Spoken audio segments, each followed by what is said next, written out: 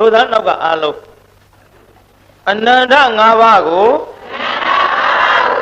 ရှိခိုးပါ၏ဖျား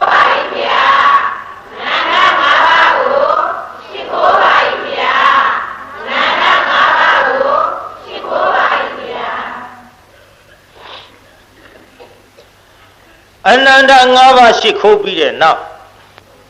တခိုးစုံတွဲပါတယ်ပေဆုံးပွဲပြည်သားကြီးတခိုးပါတယ်တခိုးကအမေတယောက်တည်းမသိဘူးဇုံတွဲသိပြည်သားတခိုးဘယ်လိုသိမှာတော့ဇုံတွဲဆိုတော့ဘယ်လိုအတွဲတော့မမေးနဲ့နောက်ပိုင်းဟောရင်ပေါ်လာလိမ့်ဟောရင်ပေါ်လာလိမ့်ကျွတ်တို့သောလောကထွထသဖြင့်မြတ်စွာဘုရားသခင်ကိုရောမြတ်သည်သာဝဋ္ဌိပြေမွန်ဇေရဝံကျောင်းတော်မှာတည်င်းသုံးတော်မူစဉ်အခါ9 နှစ်အရွယ်ရှိတဲ့သူကျွယ်ရဲ့သားလေးတစ်ယောက်ကိုအကြောင်းပြုပြီးဟောပါတယ်ဗျာအဲ့ဒီသူကျွယ်ရဲ့သားလေးကိုဘာကြောင့်အကြောင်းပြုဟောသလဲအဲ့ဒီသူကျွယ်သည်သူ့သား9 နှစ်ရွယ်ကလေးနဲ့အတူတကွနေလာခဲ့ရမှတနေ့တ၌ကြတော့ဘေးအိတ်တအိမ်ကိုသွားအဖေပဲသွားတယ်ဆိုတာကလေးကမသိဘူးသိရလားပြိဿသိပါဘူးဗျာမသိပေမဲ့ကလေးကပဒကုသလကိုပြိဿပဒဆိုတာခြေရာကုသလဆိုတာလိမ္မာခြေရာကိုလိမ္မာတယ်ခြေရာကိုကြည့်ပြီးတော့ဘသူခြေရာသူသိသူဖခင်ရဲ့ခြေရာကိုကြည့်ပြီးတော့လိုက်သွားလိုက်တာဟောဘေးအိမ်ကြတော့သူ့အဖေတွေ့လူလေးတဲ့မင်းအဖေသွားတာမင်းလည်းမသိပဲနဲ့ဘယ်နဲ့ကြောင့်ဒီလိုက်လာနိုင်သတို့ဖခင်နဲ့ဖခင်ရဲ့ခြေရာကိုကြုတ်သိလို့ခြေရာခံလိုက်လာတာပြည်သားကြီးခုခေတ်သခိုးတွေပေါ်နေတာစုံတော့တွေကျုပ်အဲ့ဒီပညာမျိုးပေးခြင်းနဲ့ကျုပ်လည်းမတတ်တော့ခက်မှန်လားပြည်သားကြီးဟန်ကြရပါပြည်သားကြီးဟောခြေရာခံပြီးတော့လိုက်ခြေရာခံလိုက်လာတာတဲ့နောက်သူ့အဖေကသူ့သားစုံစမ်းလို့၍ဘေးတအိမ်သွားနောက်တအိမ်ကနေပြီးတော့အဲ့ဒီအိမ်ကနေဟိုဘက်အိမ်ကူဟိုဘက်အိမ်ကနေဒီဘက်အိမ်ပြန်ကူဒီဘက်အိမ်ကနေဟိုဘက်အိမ်ကြော်ကူအခုပြီးတော့ရွပြင်မဲ့ထွက်ပြီးတော့ရွာထဲပြန်ဝင်ပြီးတော့ပြန်ထွက်ပြီးတော့ဇေရဝံကျောင်းသွားဖခင်ကျောင်းတော်သွားဟောသူ့သားလေးကလိုက်လာဟောဗျာဒီသားဒီကောင်လိုက်လာပြီသူလေးခင်ဗျာဖခင်ရဲ့တဲ့မင်းအခုကြည်စမ်းဒီကိုလိုက်လာအဖေသွားတာသိလို့လားသိပါဘူးတဲ့မသိဘဲနဲ့ဘယ်နဲ့ကြောင့်လိုက်လာတော့ဖခင်နဲ့သားလိုက်လာခြင်းသည်ဖခင်ရဲ့ခြေရာကိုကြည့်လိုက်တော့အမလီသွားထားလိုက်တာလားဖခင်ရဲ့သားမောလောက်အောင်ဟိုဘက်အိမ်ကူဟိုဘက်အိမ်ကတအိမ်ကျော်ပြီးဒီအိမ်ပြန်လာဒီအိမ်ကလာပြီးတော့တအိမ်ထကျော်အတော့ကြဟိုပြန်ဒီသွားတယ်မလီရွပြင်မဲ့ထွက်ရွာထဲဝင်ပြီးတော့မလီကြောင်းထွက်လာတာကိုဗျခင်ဗျာခြေရာတွေကလည်းဗျာပြောလိုက်တော့မြတ်စွာဘုရားတပည့်တော်သားလေးသည်9 နှစ်အရွယ်ရှိပါသေးသည်ဗျာတပည့်တော်ရဲ့ခြေရာကိုသူသိပြီးတော့ခြေရာ၌ကျွမ်းကျင်လိမ္မာသောသားငယ်လေးဖြစ်ပါသည်ဗျာအဲ့ဒါလို့မြတ်စွာဘုရားလျှောက်တော့မြတ်စွာဘုရားကိုတော်မြတ်ကဟဲ့သူကျွဲတဲ့မင်းသားသည်မြေကြီးပေါ်မှာနင်းထားသောခြေရာကိုသာလျှင်လိမ္မာခြင်းဖြစ်ပါတော့ကွယ်ဟောရှေးတုန်းကနောက်အခါတုန်းကဒီလိုမြေကြီးပေါ်နင်းတဲ့ခြေရာခြင်းမဟုတ်ကောင်းကင်တက်သွားသောခြေရာကိုလည်းလိမ္မာတဲ့ပုဂ္ဂိုလ်တွေရှိဘူးတဲ့သူကျွဲမြတ်စွာဘုရားတဲ့ကောင်းကင်ကခြေရာကိုလိမ္မာတယ်ဆိုတာသိချင်လို့ဘုရားတပည့်တော်အတနာသဖြင့်တရားအခွင့်ပေးပြီးတော့အတိတ်ဇလံကလေးဆောင်းတော်မူပါဗျာရှောက်အဲ့ဒါလို့လျှောက်တော့မှမြတ်စွာဘုရားကိုတော်မြတ်ကအတိတေပါရဏတိယအစရှိသဖြင့်ဟောမြတ်စွာဘုရားကိုတော်မြတ်ဟောကြားခဲ့မဟောဘူးလားပြိဿကြီးဟောပါဗျာဟောလွန်လေပြီးသောအခါမှာတရားနာပြိဿကြီးကျွတ်တို့အတ္တမုခိလို့ဆိုတဲ့ဘလူးမတယောက်ရှိအဲ့ဒီအတ္တမုခိခေါ်တဲ့ဘလူးမသည်ဝတ္တဝင်နတ်မင်းကြီးရဲ့အပိုင်စားပေးခြင်းကိုခံရ အပိုင်သားကဘယ်လိုပေးတယ်လဲအလျားအဖြစ်ယူဇနာ30ဒီကတယူဇနာ73မိုင်ဆိုတော့ယူဇနာ30ဆိုမိုင်ပေါင်းဘယ်လောက်ရှိ390ဒါကြောင့်တရားနာပိဋကဒါလောက်ရှည်လျားတဲ့နေရာသူအပိုင်စားရအနံအဖြစ်9ယူဇနာပိဋကအနံအဖြစ်60နဲ့9မိုင်ပိဋကရေအနံကအလျားကကျွတ်တို့390အဲ့ဒီနေရာကိုရောက်လာသမျှသူစားစေဆိုတဲ့အပိုင်စားရခဲ့ဒီအပိုင်စားရထားတဲ့အတ္တမုခိဘလူးမသည်လာသမျှလူတွေအကုန်ဖမ်းစားဒီနေ့ပုံသားတယောက်ကခရီးသွားနောက်ကသူ့ပရိသတ်နဲ့အဲ့ဒီပုံသားကအတော်လှတော့လေကြည်တရားနာပိဋကဘလူးမကလူတွေမြင်တော့စားမလို့တအားပြေးရင်ကနေပြီးတော့ပုံသားမျက်နှာလေးလဲမြင်လိုက်ရောသူ့အယုတ်ဆိုးသလောက်ပုံသားလှတာတွေ့လိုက်တော့ဟဲလှလိုက်တာပုံသားလေးဟဲမလေးနှာခေါင်းလေးကလည်းသွဲလို့ငါနှာခေါင်းနဲ့ပါဆိုင်တော့သူ့ပါဇက်လေးကလည်းလှလိုက်တာကာကြီးလေးလို့မဲပါဇက်လေးလှတော့ကာကြီးလေးလို့တဲ့ပါဇက်ကလေးကလည်းလှပါဇက်ကလေးလည်းလှတယ်နှာရံကလေးကလည်းသွဲတယ်မျက်လုံးကလေးကလည်းကြည်တယ်ခေါင်းပေါ်ကဆံမင်ကလေးကြတော့2မြင်3မြင်ဟေးတဲ့မျက်နှာလေးပါလားပုံနာမြင်တော့ตาရနှစ်သက်ပြီးတော့ဘလူးမကပုံနာထံတအားပြည့်အသွားဘာပြောကောင်းမလဲနောက်ကပါလာတဲ့လူတွေအကုန်ထွက်ပြေးပုံနာပရိသတ်တွေမရှိတော့ပုံနာလေးကိုဘလူးမကြီးကလေပရိသတ်မှတ်ထားနော်တနာသွားငါစားရင်သူသေးပါတဲ့ငါကလည်းသူ့မျက်နှာလေးမြင်ကြတဲ့ကစားချင်စိတ်မရှိဘူးတဲ့ဘလူးပဲဒီခေတာမဟုတ်ဘူးငါစားခြင်းစိတ်မရှိဘူးတဲ့သူ့တနာတယ်တဲ့ဟောဘလူးမတနာသွားတော့ပုံနာလေးကြောပေါ်တင်ပြီးတော့သူ့နေရာခေါ်သွားရောကဲပုံနာနဲ့ဘလူးမအတူတကွပေါ့ဗျာအတူတကွပေါ့နေကြထိုင်ကြပုံနာမဟုတ်ပေါ့ဗျာကျွတ်လို့ဆိုကြောက်ပါမျက်နှာနာမကနဲ့ဘာနာမကရဲနဲ့တော့ကြအချိန်မတန်လို့သူဒေါသဖြစ်အခမသိကြိုက်စားခြင်းစားမှာဒါပေမဲ့သူ့ရဲ့စက်နဲ့သူ့ကြတယ်ဘလူးမနဲ့ပုံနာအသင်ပြေလို့နေကြသို့တော်လည်းတရားနာပိဋကဘလူးမကလေအဲ့ဒီပုံနာကိုဟောလှိုင်ငူကြီးတဲ့ထားပြီးတော့ကြောက်ဖြာကြီးပိတ်ထားခဲ့သူမရှိတော့ထွက်ပြေးမှဆိုလို့တဲ့ငါကလူသားစားတဲ့ဘလူးမတန်ရုံးစင်တော့တွေ့ကြမိပြီလေသို့ပါတော့လေတနေ့နေ့တစ်ချိန်ချင်းငါဒုက္ခပေးမှာပဲလို့ငါကိုကြောက်လန့်ပြီးတော့ငါမရှိတော့ထွက်ပြေးမှဆိုရတယ်ကြောက်ဖြာကြီးပိတ်ထားခဲ့သူမရှိတော့ပိတ်ထားပြီးတော့သူပိုင်ဆိုင်တဲ့မြေပြင်ပေါ်မှာရောက်လာသမျှလူတွေကိုအကုန်လိုက်ပြီးတော့လူပစိုးတွေလူပိဿလူတွေမှအဲ့ဒါလူတောင်မို့ပစိုးတွေလူအင်ကြီးတွေလူစီတွေလူဆန်တွေလူဘသူအတွက်တုံးဆိုတော့သူ့အဟွာအတွက်ပုံနာအတွက်လူပြီးတော့တရားနာပိဿရေဟောကြည့်အဲ့ဒါတွေသူ့လင်သားကိုပေးရောဒါဝိဒီအင်ကြီးဝိဒီပစိုးဝိရောတို့ကလူသားစားပြီမဲ့လို့မောင်ကတော့လူသားဖြစ်နေတော့ဆန်းတဲ့စီကိုစားတယ်ရောဒါဒီစားတနာစရာနော်ဘလူးမှလည်းပြိဿတနာစရာပေါ့သူခင်ဗျာသူကလူသားစားပြီမဲ့လို့သူ့လင်သားအတွက်ဆန်းနေစီတွေအဝတ်ထည်တွေယူပြီးတော့ဒါတွေကိုကျွေးသည်သူသွားတော့ကြောက်ဖြာပိတ်သူပြန်လာတော့ကြောက်ဖြာဖွင့်ဒီလိုနေတော့လာခဲ့ရဘလူးမသည်သတ်တန်တွေခလို့ဟော6လလွယ်ပြီး10လကြာဖွာပါရောဗျာဒါကျမ်းဂန်နဲ့ပါတဲ့အတိုင်းနော်ဘလူးမလည်း6လ10လပဲလားဖေဟုတ်တယ်6လ10လပဲအဲ့ဒါကျမ်းဂန်ပါတဲ့အတိုင်းမယုံရင်ဗရကုသလမာနဝဇတ်မှာကိုဖာကိုရှာကြည့်ကြ6လလွယ်10လကြာတော့ဖွာတဲ့မြို့ဖွာတော့သားယောက်ျားလေးဟဲဟန်ကြလိုက်ပါပြီဟောငါ့ကိုပြစ်မသွားပါနဲ့တော့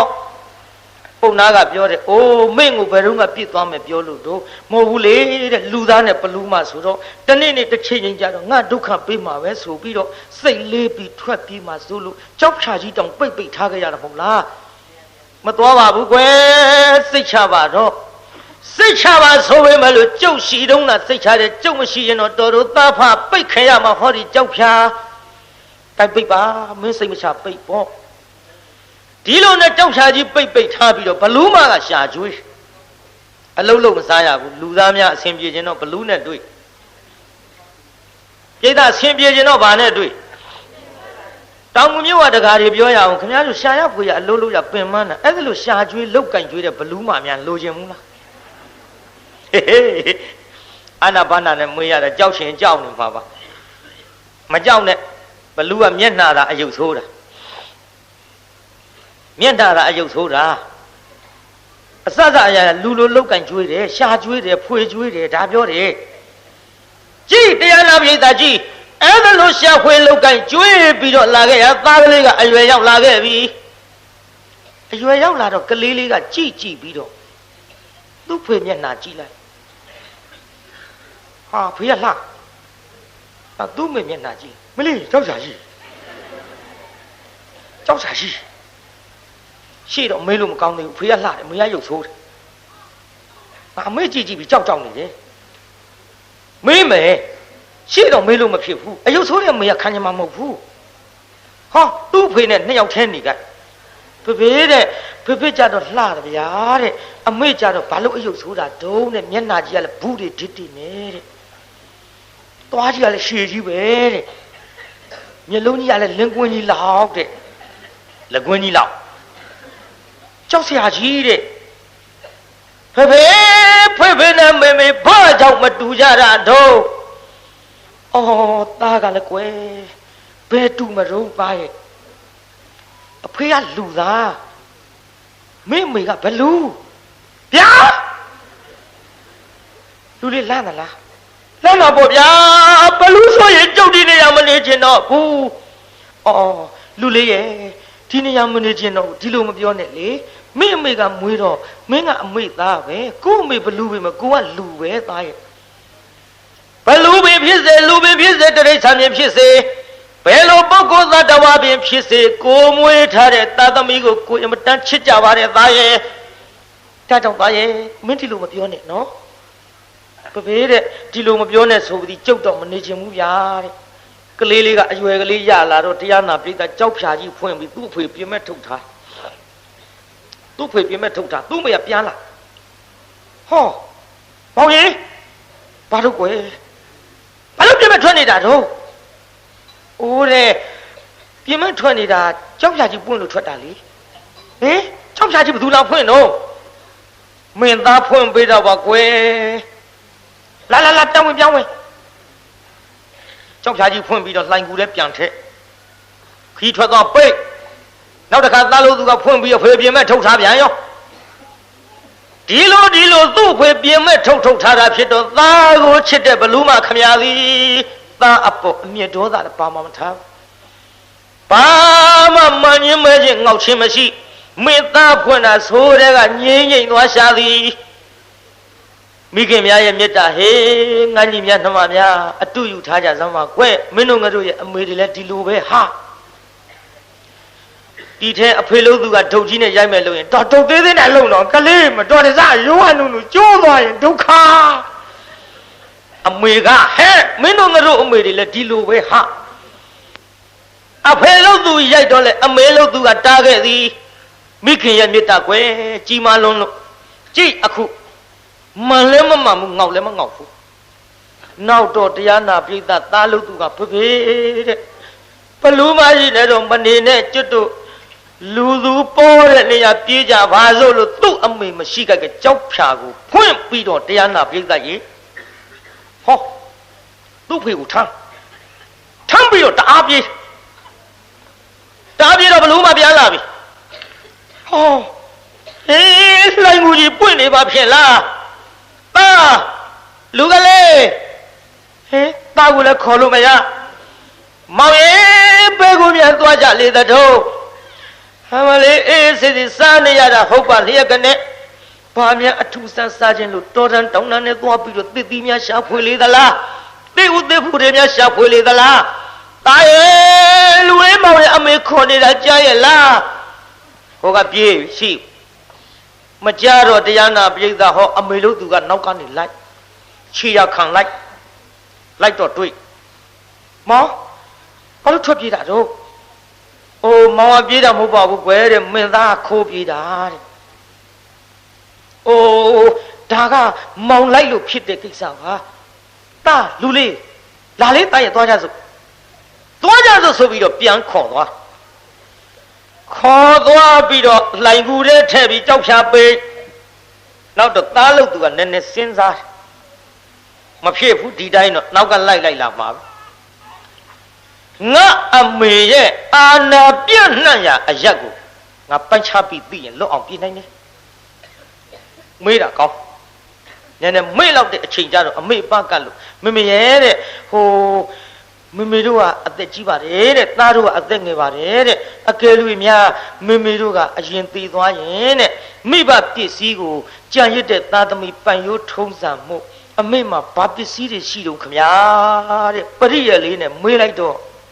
လူလေးအမေမှာမင်းတို့လူသားတွေလို့တော့ရွှေတို့ငွေစားတွေမရှိဘူးဘောသားရဲ့ဒါပေမဲ့လို့အမေအပိုင်စားရတဲ့ဟောဒီမြေပြင်ကိုငါသားတတ်မှတ်ပြီးတော့ထားပြီးတော့အဲ့ဒါမိဘရဲ့အမွေနဲ့အမေသေးငါသားရမှာပေါ့ဒီနေရာထိအောင်ဒီနေရာကဟောဟိုနေရာရောက်အောင်ဒါအမေပိုင်ဆိုင်တဲ့နေရာကွဲ့လို့တရားနာပိဿအမေခမရကသားကိုချစ်တယ်သူ့ရည်ရွယ်ချက်တွေမသိရှာဘူးပေါ့သူသားရဲ့ရည်ရွယ်ချက်တွေကိုမသိတော့နေရာလေးတွေတတ်မှတ်ပြီးတော့ပြလိုက်အဲ့ဒီချိန်ခါမှာတရားနာပိဿသားလို့သူကသိပြီးတဲ့အချိန်ကြတော့မှအမေအာနာပြန့်နှံ့ရာသည်ဟောဒီဘက်ကြည့်လိုက်တော့ဒီဘက်မျက်နှာခမ်းဒီနေရာတွေသူပိုင်တယ်မြင့်ဟိုဘက်ရောက်ရင်သူမပိုင်ဘူးကဲအမေမရှိတဲ့အချိန်မှာအဖေကိုထမ်းပြီးလစ်အမေတော်တဲ့ထွက်သွားအမေထွက်သွားမှကြောက်ဖြာကြီးဖွင့်သူ့အဖေကိုထမ်းဖေပြေးကြစို့လားတဲ့သားကထမ်းပြီးတအားပြေးလိုက်တာတရားနာပိဿကြီးမျက်စိရောက်မြစ်ကနေဟိုဘက်ဖြတ်ကူးပြီးတော့မြစ်ဟိုဘက်ကန်းစားအရောက်မှာလိုက်လာပြီအမေလို့သူပြေးသားကြီးအမေလို့သူလိုက်လာမလားလိုက်လာပါဗျာသားတော်မေကိုတနာဟပြန်ခဲ့ကြပါဦးလူကလေးအမေမဘာအပြစ်ရှိတော့သားရဲ့မောင်ရဲ့ပြန်ခဲ့ပါတော့မလေးအယုံဆိုးတယ်ဘလူးမရှိဖို့မချစ်ချင်ကြလို့ပြစ်သွားကြတာနဲ့တူပါရဲ့ပြန်ခဲ့ပါတော့နမရဲ့မင်းကိုမောင်ကြီးမချစ်လို့မဟုတ်ပါဘူးမင်းသားကလည်းလူမမဲခလေးဆိုတော့တယောက်တည်းသူ့သွားခြင်းညာပြေးသွားလို့ဘယ်မှာတော့ပါမတော့သားအလိုးလိုက်ပြီးတော့မောင်လိုက်ရပါလေကွဲနှမရဲ့ဒါပေမဲ့လို့သားရဲ့မင်းကြောင့်မင်းအဖေကဒီလိုလိုက်ရတယ်ဆိုနေတာငါသားပြန်လာရင်မင်းအဖေပါမှာပါပဲလူကလေးမင်းအကြောင်းပြုတ်ပြီးတော့အမေတို့ချစ်ချင်းကိုသားလို့သူမခွင်ပါလေနဲ့ပြန်ခဲ့ပါတော့မင်းပြန်လာရင်မင်းအဖေပါမှာပဲမေခမရကဘလူကျွတ်တို့ကလူသားတော့ကျွတ်တို့နောက်ကိုမလိုက်လေနဲ့ပြောလိုက်တာကွယ်ရဆက်ကြီးပြောရပါပဲရဲ့လူလေးမင်းကိုအမေကိုလလွယ်ပြီးတော့ဆဲလာဖွာလာခဲ့တဲ့အမေပါသားရဲ့အမေကိုကြုတ်ချစ်တော့ချစ်တယ်ဗျာခင်ဗျားမင်းကြီးကြုတ်ကြရမကြည့်ချင်ဘူးလူလေးရဲ့အမေတို့ဘဝဇာတိကိုကဒီရုပ်တူရည်မှုပါသားရဲ့ဒီရုပ်တူရည်မှုပါသားရဲ့အမေကိုမျက်နှာကြည့်မကြည့်ချင်တာနဲ့ငါသားဒီလိုပြစ်သွားရသလားမင်းတို့သားဖက်လျော်ဝရှိအမေသိရမှာပါသားရဲ့ပြန်ခဲ့ကြပါတော့သားတို့ရဲ့အမေဒုက္ခဖြစ်မဲ့မိခင်ကြီးမို့လို့ငါသားတို့အမေကိုပြစ်မထားခဲ့ပါနဲ့ငါသားတို့ပြန်ခဲ့ကြပါတော့မောင်ရဲ့ကိုသားလေးချုံမပြီးတော့ပြောပါဦးပြန်ခဲ့ကြပါတော့ခက်တဲ့ကွယ်မင်းသနာလို့မောင်းပြန်ခြင်းတော့လက်သားလို့သူကလိုက်မှာမဟုတ်ဘူးဟ မလေးတော်ပြန်ရင်လိုက်ပါပါတော့ပြောမေမေမလိုက်ဘူးဟေးရက်စလိုက်တာတာရဲ့ရက်ဆက်ဆက်ကြီးပြောရပါပဲရဲ့ငါသားကိုကိုလာလွယ်ဆယ်လာဖွာပြီးတော့နှုတ်ချိုတိုက်ကျွေးပြီးအမေမွေးခဲ့တယ်လေမလေးခုတော့ပြေးလိုက်ကြတာလိုက်လေဝေးလေပါလားလိုက်လေဝေးလေပြေးကြတာတွေမမိနိုင်တော့ပဲသားတော်မြေကြီးချလို့လေအမေပဲလို့နီးနေပါလိုက်နိုင်ပါဘူးလိုက်လေဝေးလေ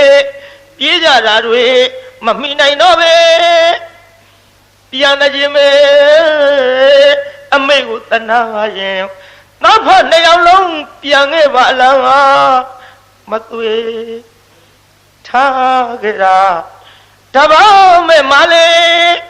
အသေးတွေကျွမ်းလို့လွမ်းမိုးတွေလဲဆွေကနေရော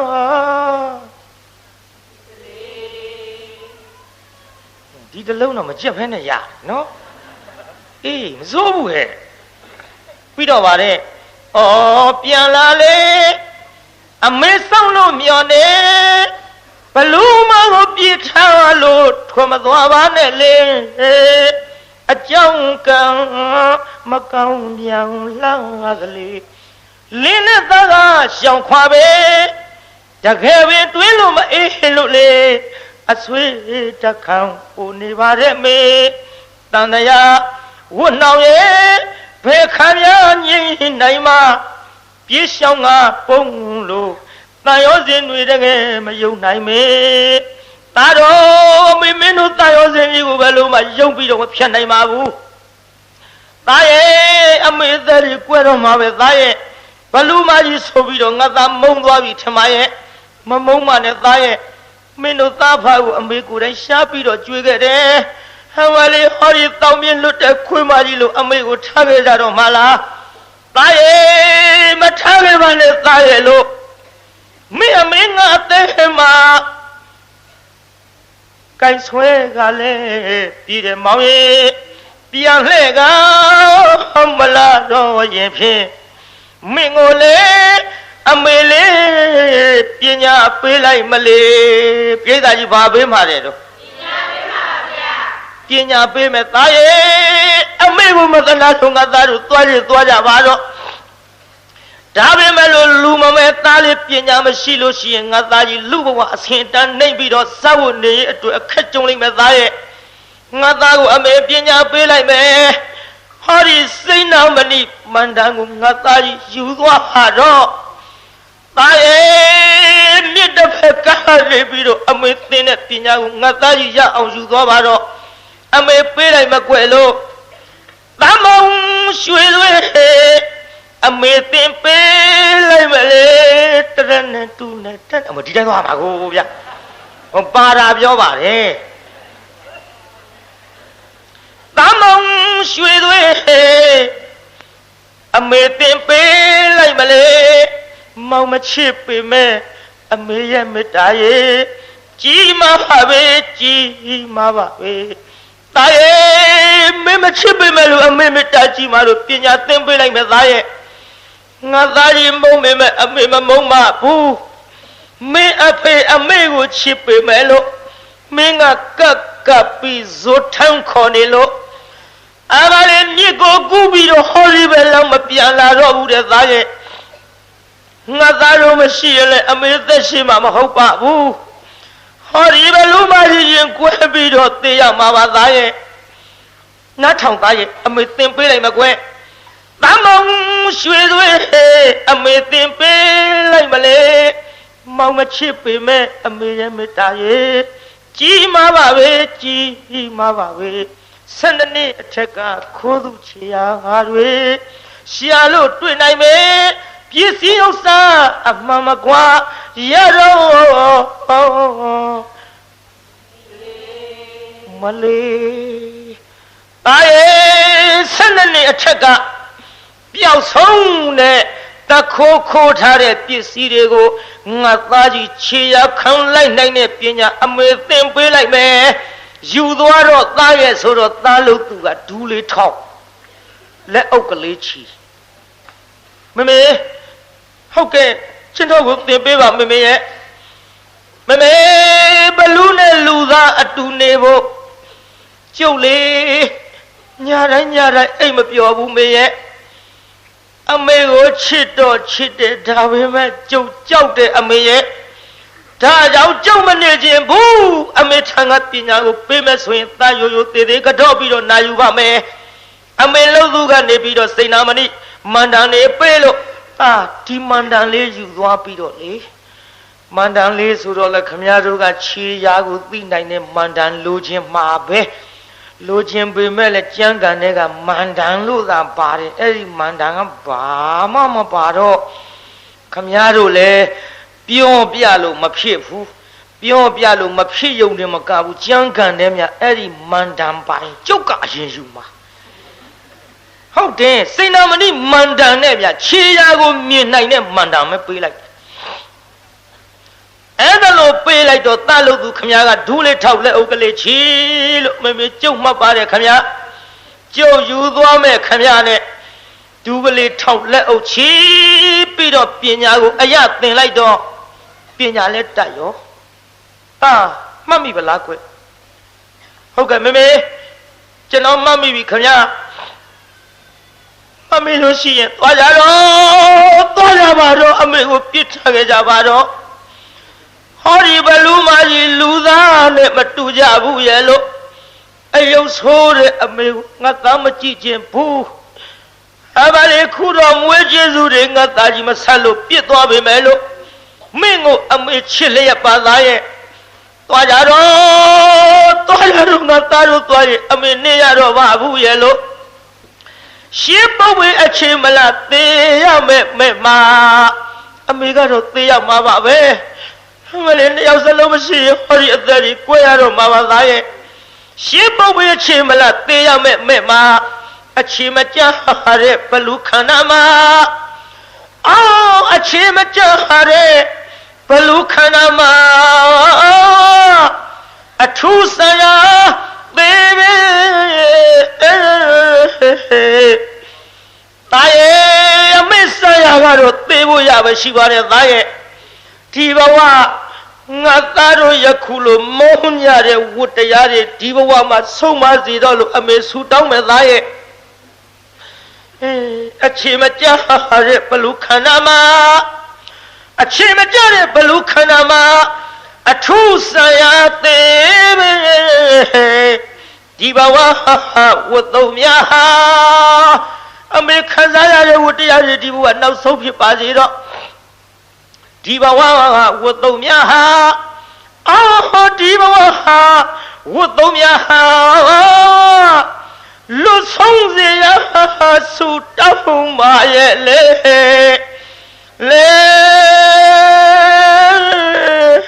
အမတေးပြီဘလူးမရင်ကွဲသေးတာပြည်သားကြီးဘယ်လိုဖြစ်သေးတာတော့ရင်ကွဲသေးတာဆိုလို့နှစ်ချမ်းကြီးကွဲသွားတာမဟုတ်ဘူးအသေးနှလုံးတွေဖယိုဖယဲကိုယ်ကာယဖြစ်ပြီးတော့သေသွားရှာတာဟောဖေပါမမေလဲသွားပြီဗျမမေလဲသွားပြီဖေရဲ့လဲမှာပေါ့ကွာမင်းကအမေမတနာတဲ့ကောင်ကိုဖေရဲ့မတနာလို့မဟုတ်ဘူး तू ကဘလူးမခမကျွတ်တို့ကလူသားဘာဖြစ်တုံးကွဲဘလူးမနဲ့လူသားအတူနေကြလို့မင်းတယောက်တောင်ရလာပြီပဲအမလေးသံရောစင်းသမှုရဘလူးဖြစ်ဖြစ်လူဖြစ်ဖြစ်ရှိကြတာသိပါလျက်ကနေသားရဲ့ခုတော့မင်းအကြောင်းပြုပြီးမင်းအမေလဲသွားပြီကွယ်သေပွဲမဝင်လို့အသက်ရှင်ရင်မင်းအမေစိတ်ချမ်းသာအောင်အရင်နေရပြန်လိုက်ရအောင်နော်ဟုတ်ကဲ့ဖေမေဖေတဲ့ပညာတွေလည်းကြုတ်တက်ပြီးအမေကိုလည်းတနာတယ်သွားကြည့်ကြပါစို့အနန္တရောက်ဟောမမေမလေးခေါ်လို့မရတော့ဘူးအမေတားခေါ်နေထူပါအောင်တော့လားအမလေးဖေအမေမရှိတော့ဘူးထင်ရဲ့နှမအိုးရုပ်ဆိုးတယ်ဘလူးမကြီးရဲ့ အမလေးရုပ်ဆိုးပေမဲ့လို့မင်းပေါ်ကတန်ရောစင်ကျုပ်ဘယ်လိုလုပ်ပြီးတော့ဖြတ်ရပါမတော့နမလေးတဏှာလိုက်လို့ရှင်မင်းသားလေးခေါ်နေတဲ့ထူပါအောင်တော်လားသားလို့သူခမရကလည်းအမေမျက်နှာနာပါကလေးအလို့မမေသားကိုခွင့်လွှတ်လိုက်ပါတော့သားအပြစ်တွေကိုဝန်ချပြီးတော့ကတော့ခဲ့ပါတယ်ခမရတပည့်အမေကိုမိသိညိုပြီးတော့ကျွတ်တို့လွတ်ရကိုသွားကြပါစို့သားဟိုဖေတို့အရင်နေတဲ့နေရာမင်းအမေကိုတရိယာလွမ်းဆွတ်တဲ့အနေနဲ့လူသူပေါ်တဲ့နေရာမသွားပါနဲ့တော့ကွာဒီမှာပဲနေကြပါစို့နေခြင်းဘူးကျွန်တော်အမေကိုမတနာလို့မဟုတ်ဘူးအမေကျွန်တော်အပေါ်တနာတယ်အမေကျွန်တော်ပေါ်ချစ်တယ်အမေကျွန်တော်ပေါ်မေတ္တာရှိလို့ဒီပညာတွေသင်ပေးလိုက်ပြီခုတော့လေဒီပညာတွေတက်ခါမှာအမေရဲ့ချစ်ချင်းမေတ္တာတွေကြုံနားလဲလာလို့မေမေနေတဲ့လိုင်ကိုပြန်ရရင်ဖြင့်အမေတတိရတာနဲ့ကျုပ်စားမဝင်အိမ်မကျုပ်စားမဝင်အိမ်မပြောအမေအပေါ်လွမ်းတဲ့စိတ်တွေနဲ့ကျုပ်သေးမှာပဲဒါကြောင့်ဖေလူသူနေတဲ့လူတော်တွေကိုသွားကြပါစို့ကြိုက်ွယ်စိတ်ပြေလက်ပြောက်ကြိုက်သွားကြစို့ဘလူမကြီးနေရခဲ့ပြီတော့ဆုံးပြီမဘူးနမရဲ့နေရခဲ့ပြီလို့အတ္တမုခိဘလူမကြီးရဲ့ဒုသအဖသွားပြီလို့ဟောသားဖနှစ်ယောက်ထွက်လာခဲ့ရွှေနန်းတော်ရောက်တော့နန်းတော်ဝကရက်ခြေရာကိုလိမ်မာတဲ့သူငယ်တယောက်ရောက်နေတယ်လို့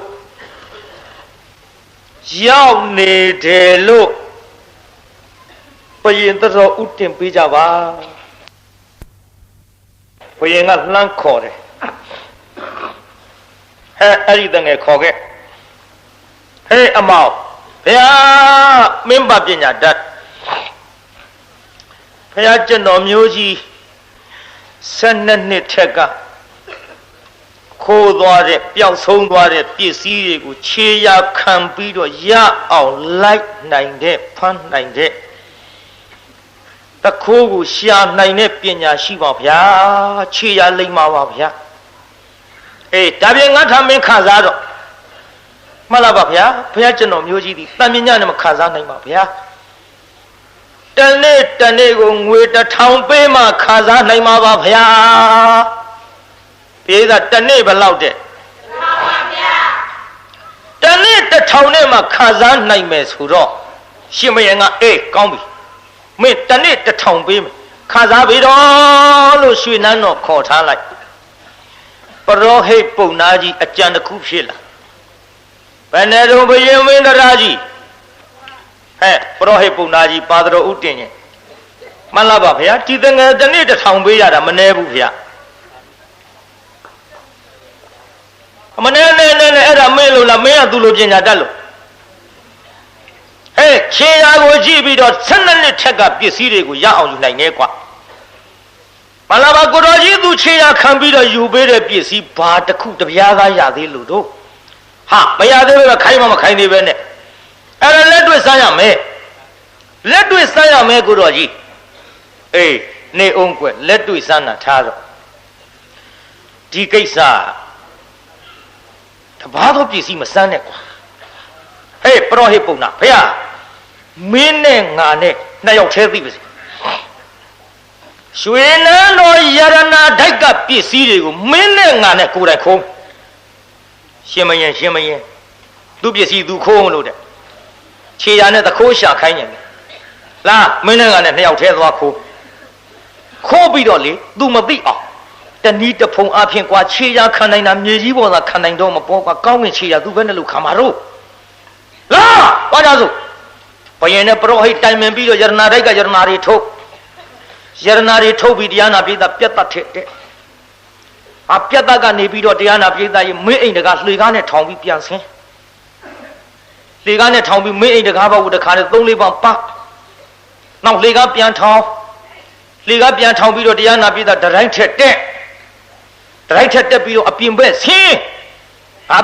ဆင်းပြီးတော့တရားစီရင်နဲ့တင်းကုတ်သွားတရားစီရင်နဲ့တင်းကုတ်ကနေလှေကားထောင်ပြီးတော့နန်းတွင်ရောက် နန်းတွင်ကနေရေကန်သွားရေကန်3-4ပါးပတ်ရေကန်အတွင်းမှာဆင်းပြီးတော့တရားနာပြည်သားလှေကားတွေနဲ့ထောင်တဲဆင်းဝင်လှက်ပတ်ထောင်တဲဆင်းဝင်လှက်ပတ်ပြီးတော့ရေကန်နဲ့မသိအောင်ဆိုပြီးတော့ပစ္စည်းတွေဖုံးထားကြထားပြီးတော့ယရနာတွေကလူတွေဘယင်ကအသိမှပေးထားတော့မှန်လားပါဗျာယရနာတိုက်သခိုးဖောက်ကြောင်းပါဗျာဟဲ့မင်းကြီးများဗျာယရနာတိုက်သခိုးဖောက်တဲ့ကွမှန်လားဗျာဒီသခိုးရောက်ရှာဖို့အရေးကြီးနေပါပြီဗျာမပူနဲ့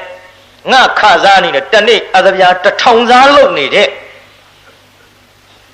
ဗရကုတလမန္နဝဆိုတာရှိတယ်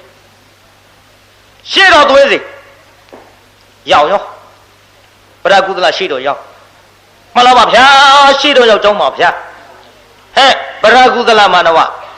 ဗျာရှေ့တော်ရောက်ပါဗျာရှေ့တော်ရောက်တော့အမိန်တော်မှတ်မယ်ကွ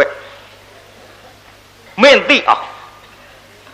ငါဘယင်ဤယရနာတိုက်ထဲမှာများစွာသောယရနာတွေကိုသခိုးခိုးပြီးတော့ဘယ်မှာထွက်သွားတယ်ဆိုတာမသိဘယ်မှာလိုက်ရှာရမယ်ဆိုတာမသိလို့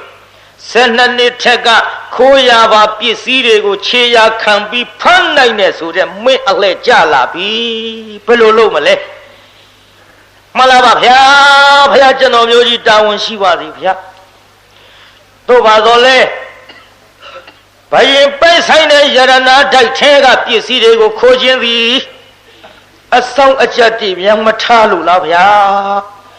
ထားရဖို့ကွယ်ဆောင်ကြတယ်ဆိုတာနေရောညရောတော့မအိပ်ဖဲပဲနေနိုင်မှာမလို့သူတို့အိတ်တုံးအလစ်ခိုးသွားတာနဲ့အတူပါရဲ့မှန်လားပါဗျာမှန်လားပါဗျာကျွန်တော်မျိုးကြီးတာဝန်ထားတော်မူပါဗျာထားတော်မူပါဆိုပြီးတော့ရှောက်ကြည့်လိုက်ခြေရာခံပြီးရှောက်လိုက်ဟာပြတ်တက်ကနေဆင်းမင်းအိမ်တကားကို3ခေါက်လောက်သွား3ခေါက်သွားပြီးတော့လှေကားထောင်ပြီးတော့တဲတတိုင်းအထက်ရောက်တတိုင်းအထက်ကနေအပြင်ဘက်ထွက်နောက်တရားစီရင်နဲ့တင်းကုတ်သွားကြည့်လှေကားထောင်နန်းတွင်ရောက်ရေကန်ဆင်းရေကန်3-5ပါးလက်စသတ်တော့ရေကန်နဲ့ထားပြီးဒီပြတ်သက်ပြန်တဲ့သွားတာပါလားပြီးရောပိဿမြေကြီးပေါ်ကခြေရတယ်မဟုတ်ဘူးကောင်းငင်ကခြေရပါခံနိုင်တာအဲ့ဒီလိုလဲသိရောဒီပစ္စည်းခိုးခြင်းသည်ရွှေနန်းတော်အပြင်ဘက်ကလာမခိုးရွှေနန်းတော်တွင်မှဘယင်မင်းတရနဲ့ပရောဟိတ်ပုံနာရဲ့ခြေရာတွေပါလားပြီးပင်တင်ညာတော်လဲကလေးကအလေးသို့တော်မင်းခါယောက်ျားကန္နာသပင်ဟောရှေ့တော့ကသူတော်ကောင်းတွေဆိုစဉ်စကားရှိကြဒီကိစ္စဘယင်မင်းတရနဲ့ပုံနာလို့ဗျငါကသွားပြီးတော်ဥတင်လိုက်ပါကငါငွေ1000ပေးလို့ငါအားကိုးရဖြစ်သောဘယင်သည်ငါအားဘေးဖြစ်အောင်ဒုက္ခပေးတော့မှာပါလားကယောတို့တော်လည်းတော်ဥတင်မှာဖြစ်မှန်လားပါဗျာမှန်လားပါဗျာပရကုသလမန္တဝဗျာဘယ်လိုလဲဟိပစ္စည်းသခိုးတွေတွေ့ရ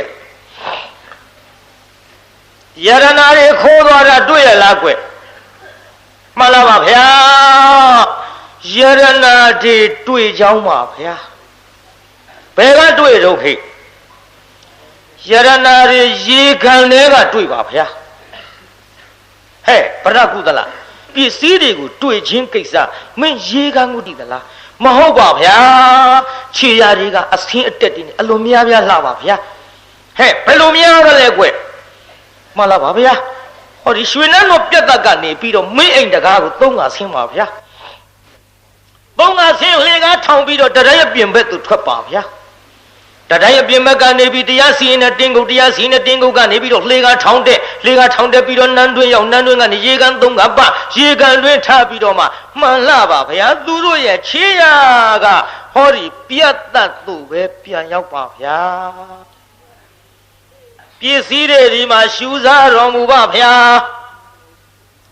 ပရကုသလပစ္စည်းတော့ရပြီကွာတခိုးလို့ချင်း မှန်လားပါဗျာပျောက်ဆုံးတဲ့ယရနာကြီးရရင်ဖြင့်တခိုးပြီးဘယင်မင်းတရားကြီးအပြန်ရလို့ဘာအကျိုးရှိမှလဲဗျာအကျိုးရှိမရှိကွာအဲ့ဒီတခိုးငါသိခြင်းမှန်လားပါဗျာမသိခြင်းမှလည်းတခိုးမရလို့အကျိုးမရှိတာကိုဘုရားကျွန်တော်မျိုးကြီးသရောဥတင်ပါမယ်ဗျာယေနာသိမ့်သံတိဒုက္ခိတံယေနာသိမ့်သံတိအတုရာအစရှိတဲ့ဂါထာလေးရွတ်ပြီးတော့မှန်လားပါဗျာ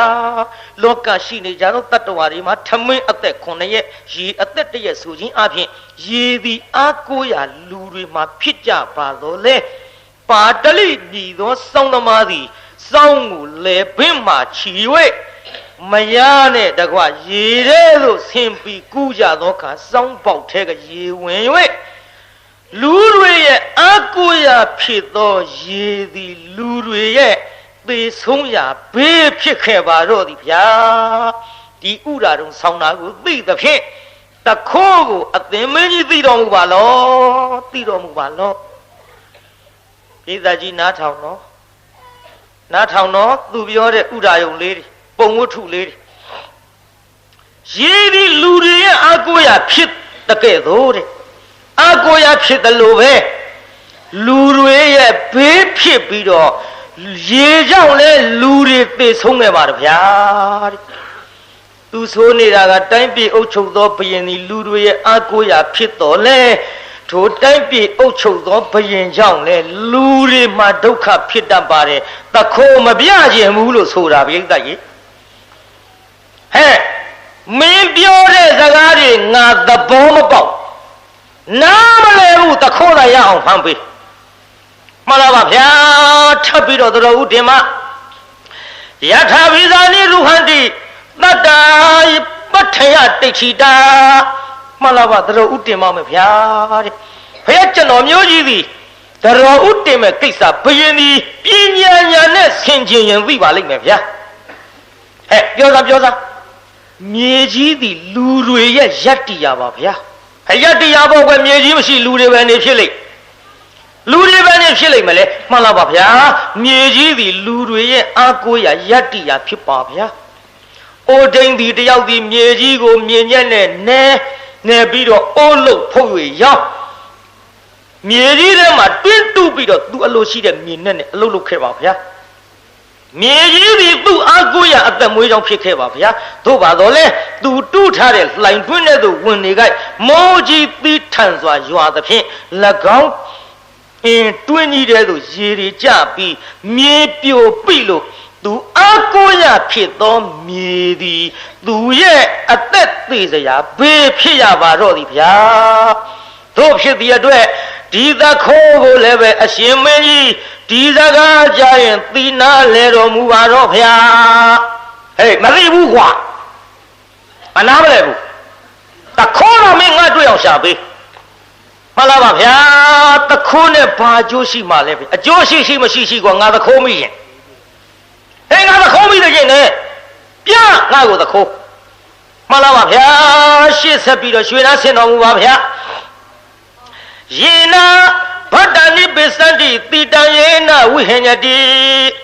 မှန်လားပါဗျာမိသည်လူတွေရဲ့အာကိုးရာဖြစ်ပါဗျာသမင်းချစ်သောခါမီးနဲ့ဟင်းချစ်သောခါမီးနဲ့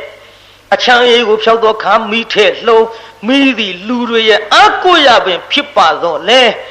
မှန်လားပါဗျာတဲ့အိမ်တအိမ်ကိုမီးလောင်သောခါမိအထုပ်ပစ္စည်းကျန်းနေတာကိုသွားယူတော့အဲ့ဒီမီးလောင်၍သေဘေးသို့ရောက်ခဲ့ရပါဗျာမိဒီလူတွေရဲ့အကိုရာပင်ဖြစ်တော်လဲတနေ့ကြတော့ဒီမိဒီဘေးဖြစ်ပြီးတော့သေစရာအကြောင်းတစ်ခုရလာပါသည်ဗျာအသင်မင်းကြီးဒီတကားကိုတခါတည်းတော်ဥတင်သောအဖင်သိနာလေတော်မူပါဗျာမသိဘူးကွာတခေါ်တာငါမိရလိုချင်တယ်ဘယင်နဲ့ပုံနာလက်ညှိုးထိုးမပြရဲ့လို့တခိုးဟာဘယင်မင်းတရားကြီးနဲ့ဟောဒီပုံနာကြီးပါလို့ပြောမကောင်းလို့ဥရာယုံလေးတွေဆောင်းပြငါတခိုးတာလိုချင်တယ်ကွာ မင်းကြီးပစ္စည်းရရင်တော်ရောပေါ်သခိုးပါအကျိုးရှိမှလဲရှိမရှိငါလိုချင်တယ်မှန်လားပါဗျာသတော်တင်မမယ်ဗျာယေနဗတ္တိနယပင်တိပုထုဗျမနခတ္တိယမှန်လားပါဗျာတဲ့လူတွေစအပ်သောထမင်းသည်လူသားတွေမှာပုထုစဉ်မှန်သမျှပုံနာတွေမင်းမျိုးတွေသူကျွဲတွေတထေတွေတတောင်းစားတွေဘယ်လိုပင်ထမင်းသည်တပ်ပိတ္တအာဟာရထီတိကလူတွေအသက်ရှိအောင်ပြုတ်နိုင်တော်လဲတနေ့ကြတော့ထမင်းအစားလွန်၍ဘေးဖြစ်ပြီးတော့သေတာရှိပါဗျာထမင်းဒီလူတွေအသက်ရှင်ရဖြစ်တော့လဲထမင်းကြောင့်လူတွေသေကြဘူးပါဗျာအသိမင်းကြီးဘုရားကျွန်တော်မျိုးကြီးပြောတော့ဥပမာကိုဆောင်ပြတာပညာဉာဏ်နဲ့ကြည်ပါကသိနိုင်ပါတယ်ဗျာဟေးတည်ဘူးကွာတခေါ်လာလို့ခြင်းတယ်အတော်ခက်နေပြီပြိဿကြီးအဲ့ဒီတော့မှဟိုကဂိမာနပစ္စည်းမေမသေးဝါဒမိတ်ဆန္တိပြန်ပြောမှန်လားပါဗျာတဲ့ဆောင်းအကုံຫນွေအကူမှာဆောင်းအကုံຫນွေအကူပြေးတာဆောင်းပြီးຫນွေဟုတ်ရဲ့ဆောင်းအကုံຫນွေအကူမှာမိမိတို့လိုအပ်တဲ့လေကိုအလိုရှိကြတော့လေထိုလေဖြတ်၍လေလူသားတွေသိတတ်ပါတယ်ဗျာပြေးတာကြီးလေဖြတ်ရင်လူတွေမသိဘူးလားသိပါတယ်ဗျာဒါကြောင့်လေတွေလူတွေရဲ့အာကိုရပဲဖြစ်တော့လေတနေ့ကြတော့ဒီလေကြောင့်ပဲသိခဲ့ပါတယ်ဗျာဒီဥပမာဆောင်ပြတော့သိတော်မူပါဗျာမသိဘူးကွာခေါ်ဖောက်ပြီလို့ပြောနေမယ်တဲ့မပြောချင်လို့မှန်လားပါဗျာထပ်ပြီးတော့သတော်ဦးတင်မထပ်ပြီးတော့သတော်ဦးတင်မမယ်ဗျာလို့ပြန်ပြီးတော့သတော်ဦးတင်ယနိတိတာဇဂရီရုခသွားရအကိံပမုတ်စတိမှန်လားပါဗျာတဲ့တစ်ပင်ကိုမှီ၍အသီးအပွင့်အရသာရှိတာတွေကိုစားပြီးတော့တစ်ပင်ဒီလူတွေအတွက်လည်းတန်ဖိုးရှိ၎င်းနောက်တစ်ပင်ပေါ်မှာနေသောတစ်တပင်ကောင်းတော့ငှက်တောင်းခုဆိုတဲ့စကားကဲ့သို့တစ်ပင်ဒီသူတို့ရဲ့အကိုရပင်ဖြစ်ကြတော့လေတစ်ခိုင်းခြင်းຫນွေအခါမှာပုတ်၍မိထတောက်ပြီးလောင်သောအခါမှာတစ်ပင်မော်ရှိသောငှက်သည်ထုံပြီးရောက်သေဆုံးခဲ့ရထိုတစ်ပင်ကြောင့်ပဲလျင်သေဆုံးခဲ့ရပါဗျာဒါကြောင့်တစ်ပင်သည်ငှက်များဤမိခိုးရဖြစ်တော်လဲမိခိုးရဖြစ်သောတစ်ပင်ကြောင့်ပင်လျင်သေခဲ့ရပါဗျာအသေးမင်းကြီးသိပါလောမသိဘူးကွာတခေါဖမ်းပေးလို့ပြောနေဘယ်လိုမှပြောလို့မရမှန်လားပါဗျာထပ်ပြီးတော့သတော်ဦးတင်ပါမယ်ဗျာဘုရားကျွန်တော်မျိုးကြီးဒီတကားဆောင်းသောဥပမာကိုနားလည်အောင်ထောင်တော်မူပါဗျာရှေးတုန်းကလင်မယား2ယောက်ရှိပါဗျာလင်မယား2ယောက်မှာ2ယောက်စလုံးအမေပဲရှိကြတယ်အဖေမရှိကြပါဗျာမယားလို့သူသည်ရောက်ခမရဲ့အပေါ်မှာအစကချစ်တော်လဲနောက်ကြတော့သားသမီးတွေများလာတော့ခါအလုံးမလုံးနိုင်မဲနဲ့အစာကျွေးရသည်ကိုမတထားပါတော့ကြောင့်မောင်ရေမောင်အမေကဒီလိုပြောတယ်ဒီလိုဆိုတယ်ဒီလိုဆူတယ်အမြဲတမ်းတိုင်တန်းတော်လဲလင်ကနားမထောင်သဖြင့်ခက်တယ်ကွယ်အမေကိုအပြစ်မထားပါနဲ့အပြစ်မထားပါနဲ့ဆိုရင်ဖြင့်တော့အမေကိုချစ်ရင်တော့အမေနဲ့နေတော့အမေကိုချစ်လို့ရှိရင်ဖြင့်ကျုပ်ကိုခွာကျုပ်ချစ်ရင်တော့အမေကိုလေဒီတိုင်းမထားနဲ့တတ်ပစ်ပါတော့အတော်ဆိုးတဲ့ချွေးမတတ်ပစ်ပါတော့ဆိုတော့ gain ကောင်းပါပြီကွယ်မင်းတော့မပြစ်ပြရစီနဲ့ငါအမေကဘယ်နေတော့ဟိုတော့အမေကကျုပ်အမေနဲ့နေတယ်လေအမေနှစ်ယောက်နေကြတာအေးကောင်းပါပြီငါအမေကမင်းအမေနဲ့နေတယ်ဆိုတော့ဟိုငါတတ်မယ်လေငါတတ်ပါမယ်ငါတတ်မယ်အမေတတ်ရအောင်သွားပြီးတော့မင်းအမှတ်တင်ညာလေးထားကြည့်တော့အမှတ်တင်ညာထားကြည့်တော့ဆိုတော့တရားနာပြိဿသူ့အမေကိုယောက်ျားလို့သူကတတ်မယ်တဲ့ငါအမေကဘယ်ဘက်ကအိတ်တယ်ဘယ်ဘက်ကနေတယ်ဆိုတာအမှတ်တစ်ခုမင်းထားခဲ့မိမကတော့သွားထားတာပေါ့မိမသွားထားပြီမဲ့လို့တရားနာပြိဿကြီးလင်လို့သူကဗျောင်းပြန်ကြည့်ပြိဿလင်လို့သူကဘယ်လိုကြည့်ဗျောင်းပြန်ကြည့်တယ်ငါအမေတတ်ဖို့သူနေရာမှန်ထားတော့လေထိုထားသောတင်ညာသည်အမေဖြစ်ရမယ်ထားသောတင်ညာမဟုတ်ဗျောင်းပြန်ဘက်ကငါတတ်ရရင်ဖြင့်ကောင်းမှာပဲဆိုပြီးတတ်လိုက်တော့ဟောမိမရဲ့အမေသေရောပြုပြစ်တာဘသူအမေသေးတာတော့မိမရဲ့အမေသေးတော့သွားကြည့် ဟောမလေးငါမေသေးပါဗောလားငါမေသေးရဲ့သိမေလဲသတ်တော့ကိုင်တာဖြင့်သတ်မယ်တို့အမေကိုတုတ်တန်သွားပြီးမိရှိုးကြစို့ခေါ်သွားရောလင့်အမေကိုတုတ်တန်သွားပြီးတော့မိရှိုးကြဖို့ထားကြမသွားတယ်တုတ်တန်ရောက်ဟဲ့မိပါလားမိရှိုးရဟောမိချင်းပါဘူးမိချင်းပါသွားယူကြည့်ဟိုကြောက်ကြည့်လည်းမသွားရဲဘူးကြောက်သွားလည်းကျုံမနေရဲဘူးလာအတူတူသွားရအောင်မိချင်းအတူတူပြန်ယူတော့မိမကြီးကတရားနာပြီးသားလေကလေးတိုက်တော့နိုးလာဟဲ့ဟုတ်တော့မလေးပြီးလိုက်ရောက်နေပါလားပြီးလိုက်ရောက်နေပြီတော့လန့်သွားတယ်ပြီးလိုက်ရောက်နေပြီဆိုပြီးလန့်သွားတန်တော့ငါမိရှို့မလို့သူတို့တတ်ကြမလို့ဆိုပြီးတရားနာပြီးသားအဲ့ဒီမိမကြီးကလေဒီမဲ့ဟောတစ်တုံးတစ်ခုငါအကြောင်းသိရမယ်ဆိုပြီးတစ်တုံးတစ်ခုကိုလေအဲ့ဒီသူ့ဖုံးနဲ့အဝတ်တွေနဲ့ဖုံးပြီးတော့ဟောသူထွက်ပြေးပြီးတရားနာပြီးသားရေလှိုင်ကူကြီးတစ်ခုတည်းသွားနေတော့တရားနာပြီးသားဟိုသခိုးတယောက်ကလည်းပစ္စည်းတွေခိုးပြီးတော့လှိုင်ကူကြီးထဲထည့်ထားတာကိုပြီးသားညသူ့ပစ္စည်းကိုသွားယူမယ်ဆိုပြီးညချမ်းခါသွားတော့အဲ့ဒီကြောက်လို့ပေမဲ့ဘေးကြောင့်လှိုင်ကူထဲဝင်နေတဲ့မိမလည်းမြင်လိုက်ရောဟာဘလူးမာကြီးဆိုပြေးပြီးတော့ဆရာတယောက်သွားခေါ်ဆရာဘလူးအာရန်ဘလူးနေဘယ်မဲ့လို့ဟိုလှိုင်ကူထဲမှာရှိတယ်လာပါဒီမဲ့ကျုပ်ပစ္စည်းတွေထားတာဆရာရဲ့အဲ့လှိုင်ကူထဲမှာဘလူးမဝင်နေတယ်ဟေးလာသွားစို့ဆိုပြီးဆရာလို့သူကတရားနာပိဿအရင်သွားဆရာလို့သူအရင်သွားတော့တရားနာပိဿဆရာလို့သူကသူ့မြင်တော့ဟဲ့ဘလူးမအိုးဆေးဆရာငါဘလူးမဟုတ်ဘူးလာဒီလားဒီမဲ့ရတနာပစ္စည်းတွေသင်နဲ့ငါနဲ့ခွဲယူကြစို့လာငါဘလူးမဟုတ်ဘူးခွဲယူကြစို့အာငါနဲ့ဘယ်လိုယုံရမှာတော့ကဲမယုံလို့ရှိရင်လေဟောငါရှာဖို့နင့်ရှာလေးတင်သားဆေးဆရာကလည်းဆရာအားရရှိတကူမိမရှာဖို့သူ့ရှာလေးသွားတင်ဘာပြောကောင်းမလဲဟိုမိမကတခါတည်းရှာကြိုက်ဖြတ်ချိုက်မလေးအလောဘောရှာမရှိတော့မပြီးဘူးဒီကရှာမရှိတော့ပြီးရလားပြီးပါဗျာမပြီးတော့ဘူးရိတ်တိုင်းကိုကားဖြစ်အာဘလူးပဲဆိုပြီးသွေးဆက်တန်ဆက်တွေနဲ့ပြေးတာဟောရတနာဒုတ်ကြီးသူတယောက်ထဲရတော့ဟိုအိမ်ပြန်သွားတော့လေမြင်းမီချွေးမကဟုတ်တော့အမေဘယ်နဲ့တော့မသေးတာတော့ဟိုငါမသေးတာဒီလိုဆိုပြီးတော့တရားနာပရိသတ်ကြီးပြောပြလိုက်ပါရောပြောပြလိုက်တော့လက်စားသတ်တော့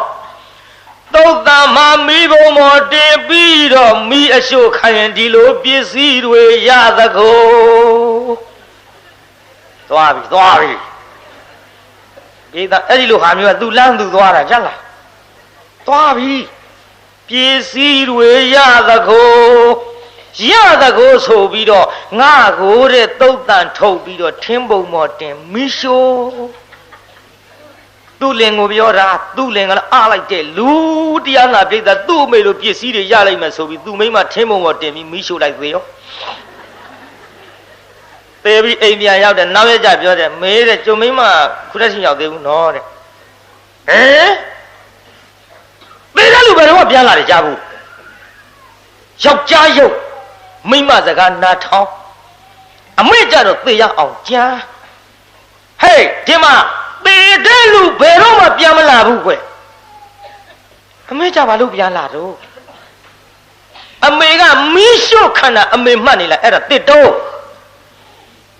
ထားပြီးတော့ငါလှိုင်ကူထဲဝင်ပုံးလို့ဒါလှိုင်ကူထဲကသူများခိုးထားတဲ့ပစ္စည်းငါအချောင်ရခဲ့တာဗျာဒါပြပြန်မလာတော့ဘူးပေါ့လာဘူးဘယ်တော့လာဘူးမင်းလည်းအဲ့ဒီသွားကြင်သွားဟာလေဒုက္ခပါပဲမရကိုငါအာကိုရဖြစ်ပေမဲ့လို့အခုတော့ငါအာကိုရဖြစ်တော့မရကြောင်လဲဒုက္ခတွေဖြစ်ခဲ့ရပါဘောလားမှန်လားပါဗျာတဲ့မရဖြစ်သူမိမသည်ယောက်ျားများရဲ့အာကိုရဖြစ်တော့လေအဲ့ဒီမရကြောင်ယောက်ျားတွေဒုက္ခဖြစ်တတ်ပါဗျာဒီလိုပြောလိုက်တော့တရားနာပရိသတ်ကြီးကျမ်းဂန်နဲ့မပါတော့လဲမှတ်သွားကြ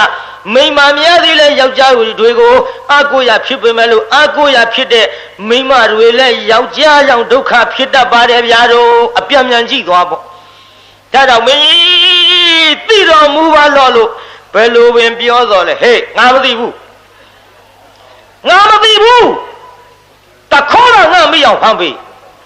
မှန်လားပါမှန်လားပါဗျာတော်ဦးတင်မောင်းမယ်ဗျာ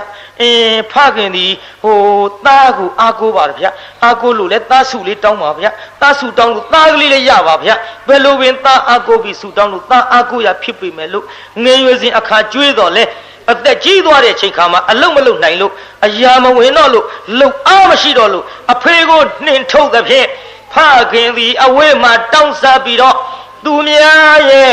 အိမ်ကောင်းရင်နာမှာပြစ်စလက်ခတ်သိရပါဗျာဒါကြောင့်မင်းကြီးသိတော်မူပါလို့ဖခင်လို့ဘယ်လိုမှသတော်ဥတင်လို့မရတော့အဲ့ဒီချိန်ခါမှာဖခင်အလောင်းတော်ကဖခင်အလောင်းတော်ပရိသဗရကုသလဆိုတာဘု து အလောင်းတော်ဖခင်အလောင်းကနေပြီးတော့တိုင်းသူပြည်သားလူအများတို့ဇနဗုဒ္ဓတို့ငါပြောနေတဲ့စကားဒီသင်တို့သည်ရိပ်မိကြပြီမဟုတ်တုံးလားရိပ်မိတယ်ပြီးတယ်ဘယ်လိုသိကြပါလဲအသင်မင်းသားလေးအသင်မင်းသားသည်ရှင်မင်းအပမကပ်ပြီးတော့မင်းခါယောက်ျားလုံနေရပါသည်မင်းခါယောက်ျားဖြစ်ခြင်းကြောင့်မျက်နှလူလိုက်အကြိုက်ကိုတင်းနေတော့လေဘယင်သဘောမပေါက်လို့သူတို့ကိုယ်တိုင်ခိုးထားသည်ဖြစ်မယ်လို့ကျွန်ုပ်တို့ရိပ်မိသဘောပေါက်ကြပါသည်အသင်မင်းသားမနဲ့တိုက်ပြေအုပ်ချုပ်တဲ့ဘယင်နဲ့ဟောဒီပရောဟိတ်ပုံနာသည်သူတို့ကိုယ်တိုင်ယရနာတိုက်မှာထုတ်သူတို့ကိုယ်တိုင်ပြတ်တတ်ထဲမှာနေပြီးတော့မင်းအိမ်တကားဆိုသုံးငါဆင်းတွေကားထောင်တဲ့တတိုင်းအပြင်မဲ့ထွက်တရားစီရင်တင်းကုတ်ရောက်လှေကားထောင်တဲ့နန်းတော်ရောက်ရေကန်ဝင်းသုံးငါပတ်ပြီးတော့ရေကန်တွင်းထားတာသူတို့နှစ်ယောက်ကြည်စမ်းกว่าဟဲ့ကောင်းလေမထားနဲ့ဒီရှုံးရင်မထားနဲ့ဒီပုံနာဘယ်နဲ့ပြသူတို့ကိုယ်တိုင်ခေါ်ပြီးတော့တက်မင်းသားလေးဒုက္ခပေးမဲ့ရှင်မရင်နဲ့ပရောဟိတ်ကိုင်းလာလေဟောတူတွေနဲ့တင်းဖုတ်တွေနဲ့ဆောက်တွေနဲ့လက်နဲ့ကိုယ်စီဝင်ရိုက်လိုက်တဲ့တရားနာပိဋကဟောနန်းရင်ဖြင့်အဲ့ဒီနေရာမှာတခါတည်းမာလကကြွသေရော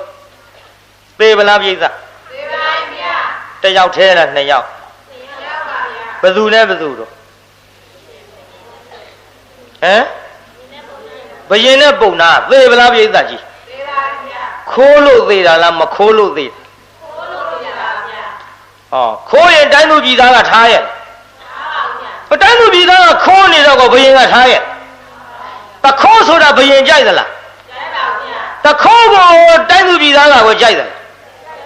ဘုန်းကြီးတွေကကိုကြိုက်သလားကြိုက်ပါဗျာလူတွေကကိုကြိုက်သလားကြိုက်ပါဗျာမကြိုက်ပါလို့ခိုးရခွက်ကြနော်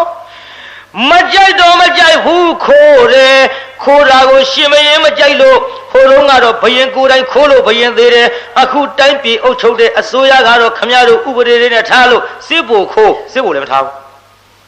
အရာရှိတွေခိုးအရာရှိတွေလည်းမထားဘူး